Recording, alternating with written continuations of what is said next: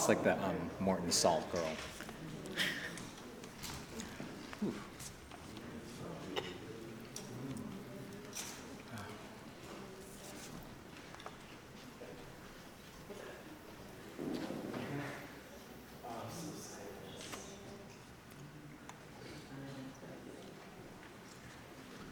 I should have bought the really expensive ones where it's like,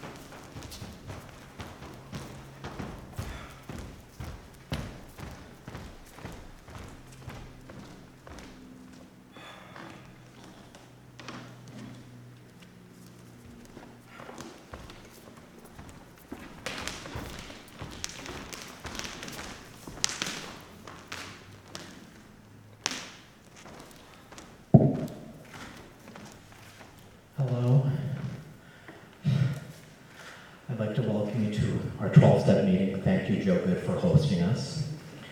I just wanted to start this meeting off with, have any of you ever seen, it was a TED Talk, and this scientist had decided to do an experiment about addiction. And so he had a rat, and in the cage, he put one little water bottle, and it was filled with cocaine or heroin. And after a while, it became completely addicted to it. The test subject was a rat. They did the same thing. Water bottle filled with cocaine or heroin. But they also put other things in the cage, like good food, and other rats. And sort of his hypothesis was the other rat was, no problem, I don't want the laced water. And the thing that kept it from going back was the presence of things that were nurturing, but also there was another rat in there. So also this idea of community was something that kept it sober, which I thought was very interesting. I don't know if I'm describing it right, because I never watched the TED Talk, I just read an article about it.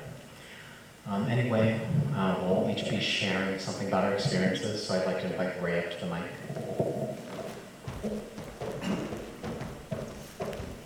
Hi, I'm Rhea. Hi, Rhea. Thank you. I'm addicted to shame. To shame? To shame. Can you get that on the street? You can get it anywhere. Really? I created it myself, actually, and I don't even need a kitchen. So you can buy like a dime bag or a nickel bag. You want to buy some shame from me? Are you going to be selling them later on? This is looking up. Yeah, that's a great idea. Shame pusher. Yeah. I keep trying to turn my shame into something positive, and I usually use humor to do that. Are you sure that's not just deflection? Yeah, it absolutely is. Yeah, no doubt about that. I am compulsively self-critical, and the older I get, the worse it gets. So your shame is directed at yourself? Yes. You never towards anyone else? Don't date me.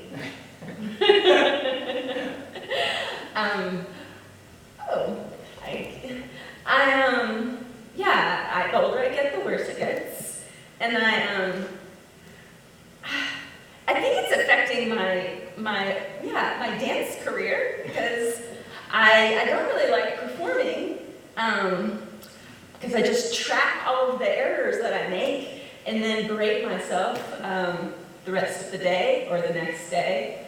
I do still like making work, but yeah, dancing doesn't really bring me that much joy anymore. Oh, that's so funny. But here you are. Here I am. Yes. Yeah. Well, Jesse, you pulled me out for this. That's why I'm here, right? Because I like hanging out with you and Kevin, and I like your work, and I think it's challenging because it makes me nervous.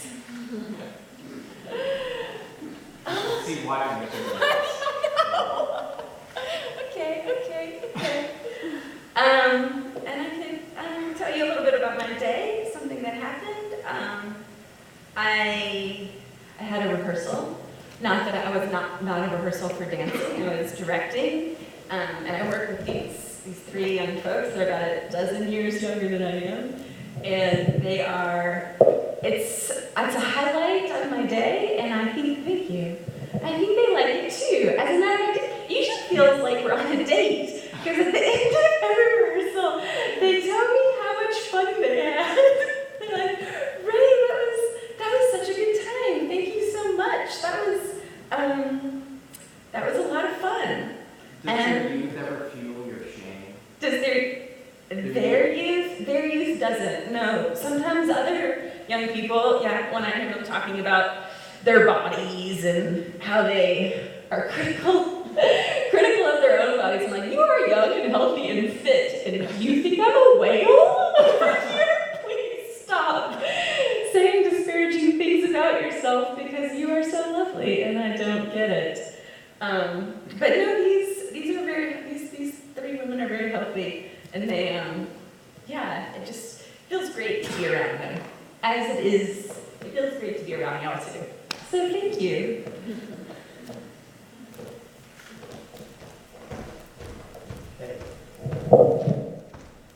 Hi everyone, my name is Kevin. Hi, Kevin. Hello. And I have depression. Yay. Woo! So last meeting that we had, I talked about my breakup with my boyfriend that happened about 3 weeks ago, and how hard it's been for me. And I thought, I was doing better. He and I had met up last Friday, and we agreed that we finally have 2 weeks where there's no contact at all, because when we had broken up, he calls me 2 days later, drunk, saying that he's gonna surprise visit me in LA when I'm over there trying to volunteer at Anime Expo.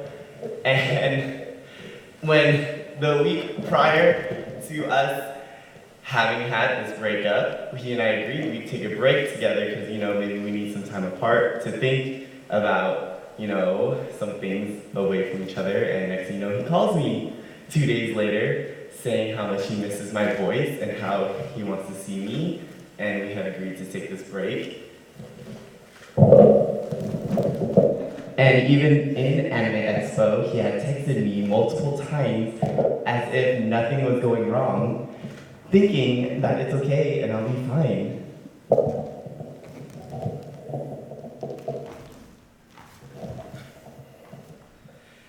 And so I told all of this yesterday, thinking, I'm fine. I can share my feelings about my ex-boyfriend and, walk away fine. But next thing you know, I'm driving home on the freeway and I just start crying like crazy, to the point where I had to close my eyes because, those tears were just like swelling up in my eyeballs that I almost got into a car accident. And then next thing you know, I start tailgating someone without thinking. And I didn't even realize that I was tailgating them until they actually pulled over to let me pass them. And I thought, I was fine. And here I am, trying to, tell you how I'm feeling. Are you on any medication? No, I'm not. Are you sure you shouldn't be? Well, I don't really want to do these hormonal changes to my body by taking these medications because my body's already in a hormonal freak going on. I mean, if you look at my legs, I have all of my eczema going on right now because of all the chemical changes going on with my depression and my anxiety. And now my body is trying to eat itself apart. If you kind of look at my neck right here, yeah, it's gross. I hate it a lot. Yeah, it's okay. And I just wanted to share with you all this story because, this is how I'm feeling, and this all literally happened yesterday, last night, after our first showing of this, and there I was, almost getting into a car accident and being okay with it. You're not done. Oh no, I'm done. No, you're not. No.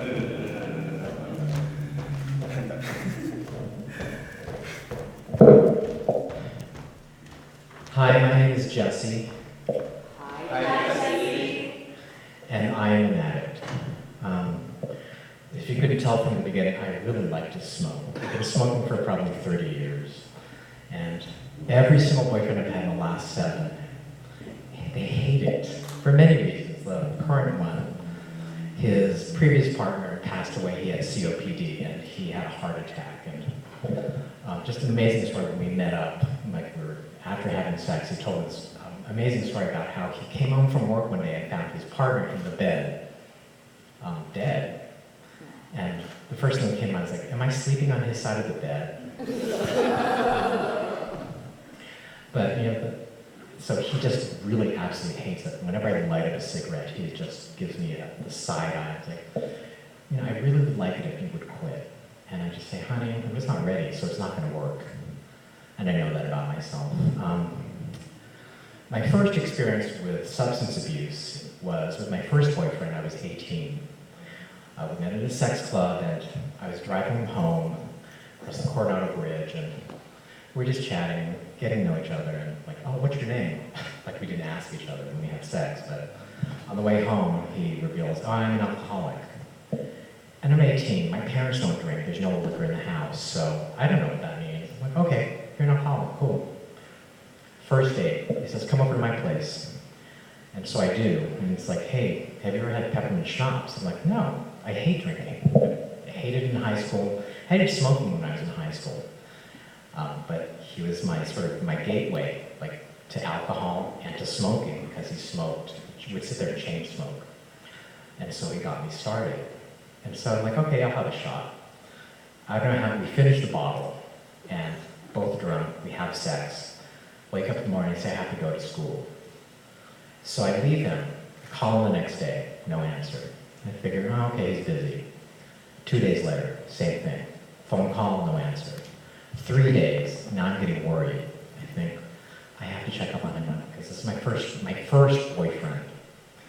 And so I couldn't get into his building, so I snuck into the building next to his and get to the roof and jump the gap between buildings. And I find a little air well where his window is abutting, and I shimmy down the air well and to his window, and I forced it open. Fortunately, it was a low security building, so I open the window. I look in the window actually, and I see him lying on the floor, and I think, oh my God, what's wrong? I open the window, I go in, pool of vomit on the floor next to his mouth. Like, oh God. I don't know what to do, so I wake him up, and he is just so fucked up. And, you know, I sit with him probably for about 5-6 hours until he's a little more sober. And he tells me, you know, you gotta take me to rehab. You know, apparently he's done this before. And so we have to wait till midnight, because I guess that's when the intake happens. And the building it's an unmarked building in an industrial area of San Diego. And the entrance, there's one light shining down the door, very stark. And it says, you have to just leave me here, and you know, I'll contact you in a couple of days when I'm sober. And I'm pulling away, and all I can see is him underneath that spotlight waiting by the door, and I'm thinking, I don't know how I can leave you here, but I have to, because you've asked me to. And thus began the round robin of sobriety, relapse, over minor things. If we had a fight, and he would drink. And the same thing, I would sober him up. And I found out, like, probably the third or fourth time, I'm too young to do this, and I can't do this anymore, so I break up with him. But still remain friends, and so I would see him relapse, get sober, and, you know, trying to be supportive, not sort of recognizing my own codependency in the whole thing, but not really being part of it. And I sort of the entire time I was at it, I would date nothing, I would attract nothing but people who were in recovery, so it was always like, hey, pick me up at the 12-step meeting. And you could always tell where it was, because there was always a big cloud of smoke outside the building. So glad I moved up here, because not a problem. For some reason, I didn't attract it up here, but I did start using crystal meth. Probably in 2007, I hooked up with someone, didn't know it at the time, but he was super high. And then I figured, oh, you're kind of cool, I like you. We start dating, and he tells me, like during one of our meetups, he says, look, if we're gonna date, my only request is that you have to get high. You have to be as high as I am, which was really high because he was unemployed or he'd been laid off and had nothing to do with his day but get high. I'm like, where are you getting the money for your drugs? This is not a cheap addiction. But he found it somehow. And so that sort of was my entry to crystal meth. And I did some pretty horrendous things. Fortunately, nothing illegal. Well, not really illegal, like I guess I was buying drugs from someone, so that was illegal. I do remember going to my dealer's house at 3 o'clock in the morning because I needed something. I get there, sitting on his, looked like a shrine, but there was this huge chunk of crystal, and I didn't realize it, but it was crystal meth, and it was about this big. He would just shave pieces off for his clients. And he said, hey, can you wait a minute? I have some more customers. He buzzes them in. Guy comes in with his girlfriend, I assume. She was missing a bunch of teeth, looked strung out. He looked like a thug, and I was terrified. I had to sit there and wait for my order while he filled theirs. I was like, what am I doing? So I've used on a daily basis for about 2 or 3 years before one of my best friends meets meets me after work and says, hey, meet me by the Embarcadero. Let's go have a cup of coffee. And we're sitting there and she tells me, look, Jesse, I can't bear to see you destroy yourself. So if you continue to do this, then I can't be your friend. And that was my moment of clarity. It's like, I would rather have your friendship than this addiction. So I checked myself into an outpatient program. And I remember going in the waiting room and thinking, I am terrified because you people look nothing like me. You look strung out and you're like, you hit rock bottom. Not realizing I hit rock bottom. And I did that, and I was an exemplary client. I was in and out of the department in 30 days. They're like, hey, you graduated, you're good to go. And after that was a daily struggle. I was like, am I gonna get high? And fortunately, I had friends who I knew would kick my ass if they ever found out I was using. And that keeps me sober. And I remember there's a saying in AA, it's, you're only as sick as your secrets. And to my family, I have very few secrets left. I've come out as HIV positive, I've come out of the closet, but this and smoking are the two secrets that I will not reveal to my parents, especially my mother, because I've caused her so much heartache. And so I will go to my grave, never letting her know that her son is an addict, because it's just too much for me to bear.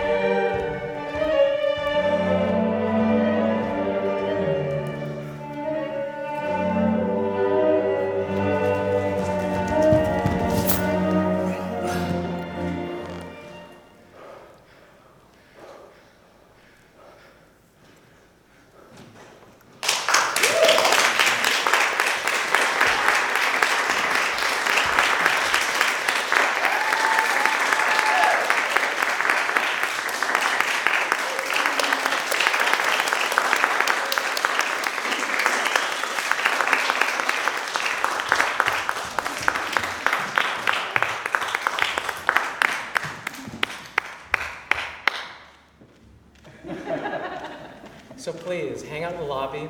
We'll be down in a few minutes. Talk to us. We're actually lovely people.